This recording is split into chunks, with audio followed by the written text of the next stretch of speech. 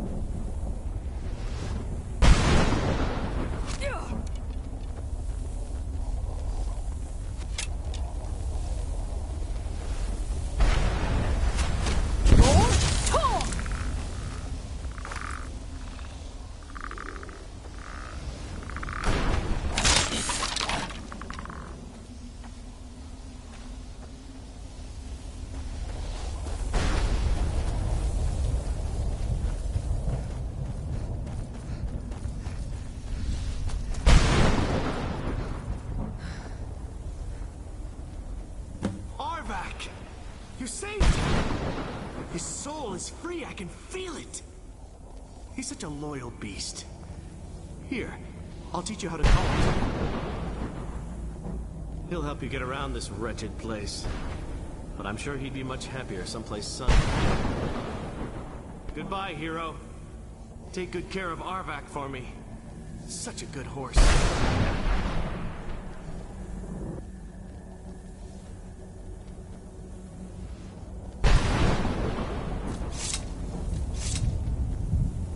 Heard stories about the Soul Cave, but never thought I'd see it myself. It's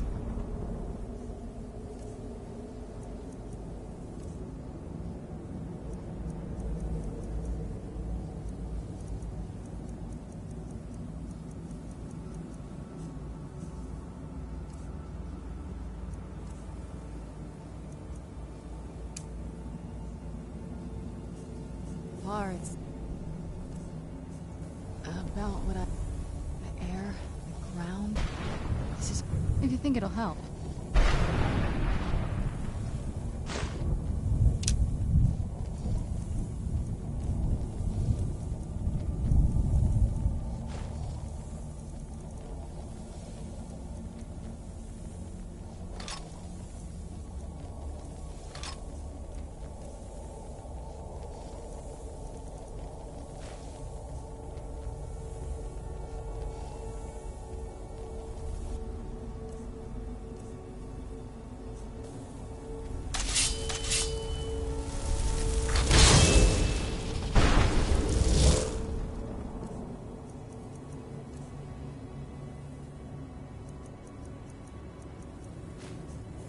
I feel terrible for the dead who end up here. Seems awful. Like they're still suffering.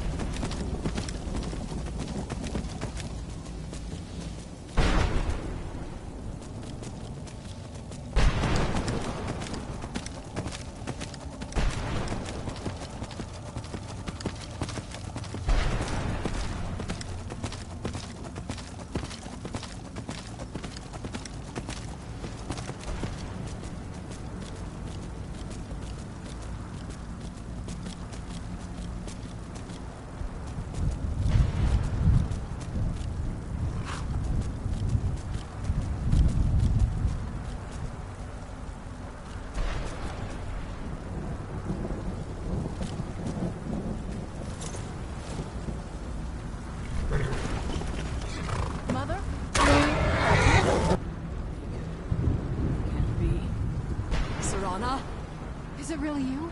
I can't believe it. How do we get inside? We have to talk. Serana, what are you doing here? Where's your father? He doesn't know we're here. I don't have time to explain. I must have failed.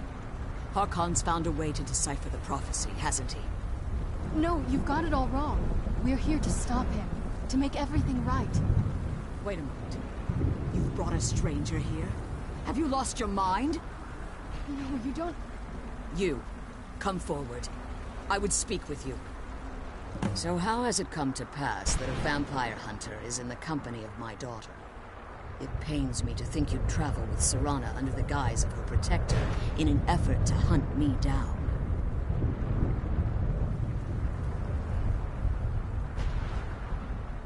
Coming from one who murders vampires as a trade, I find it hard to believe your intentions are noble.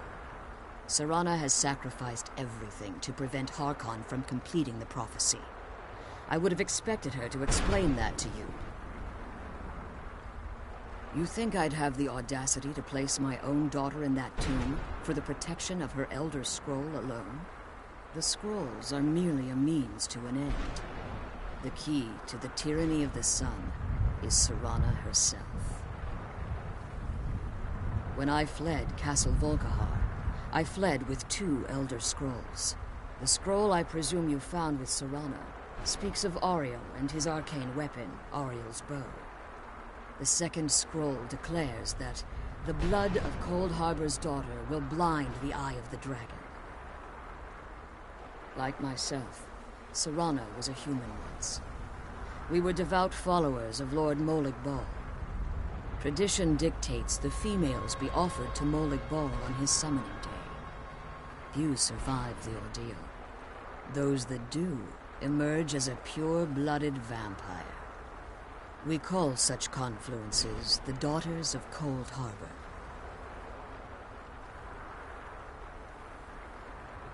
It was expected of her, just as it was expected of me. Being selected as an offering to Molag Bal is an honor. She wouldn't have dared turn her back on that.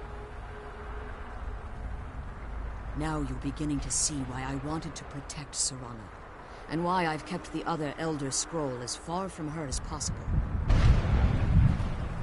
If Harkon obtained Ariel's bow, and Serana's blood was used to taint the weapon, the tyranny of the sun would be complete. In his eyes, she'd be dying for the good of all vampires. And how exactly do you plan on stopping him? Have you been listening to me? Like Serana, I'm a pure-blooded vampire. My presence on Tamriel is as much of a danger as hers. You care nothing for Serana, or our plight.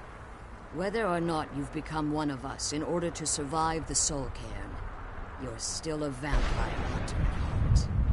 You're here because we're abominations in your mind. Evil creatures that need to be destroyed.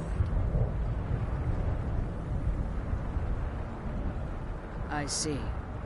You're simply here to stop the tyranny of the sun, despite the cost to Serana. Nothing else matters.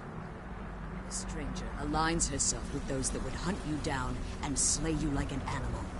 Yet I should entrust you to her. This stranger has done more for me in the brief time I've known her than you've done in centuries. How dare you! I gave up everything I cared about to protect you from that fanatic you call a father! Yes, he's a fanatic. He's changed. But he's still my father. Why can't you understand how that makes me feel?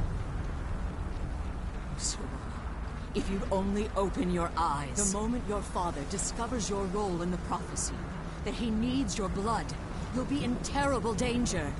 So to protect me, you decided to shut me away from everything I cared about.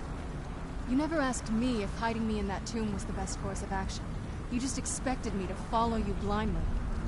Both of you were obsessed with your own paths.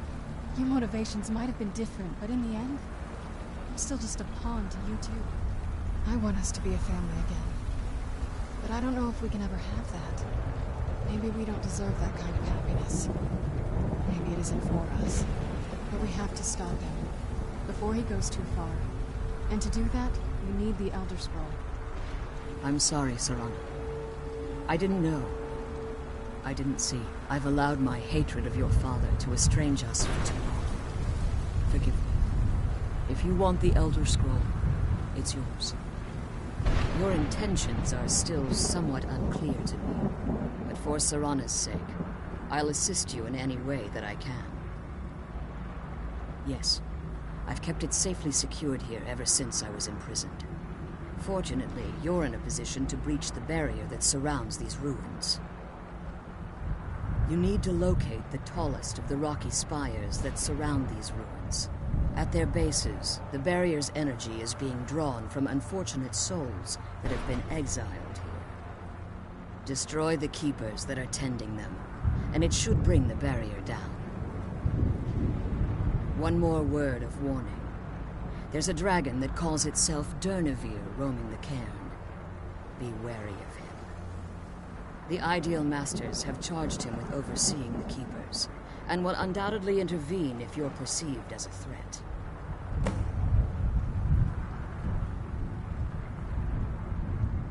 As you've been traveling in the Soul Cairn, your body has become attuned to it. Let's just say a tiny part of you rubbed off on it, and in its place, a bit of the Soul Cairn filled the void. You should find no difficulty using the portal any longer. When I entered the Soul Cairn, I had intended to strike a bargain with the Ideal Masters, the custodians of this place.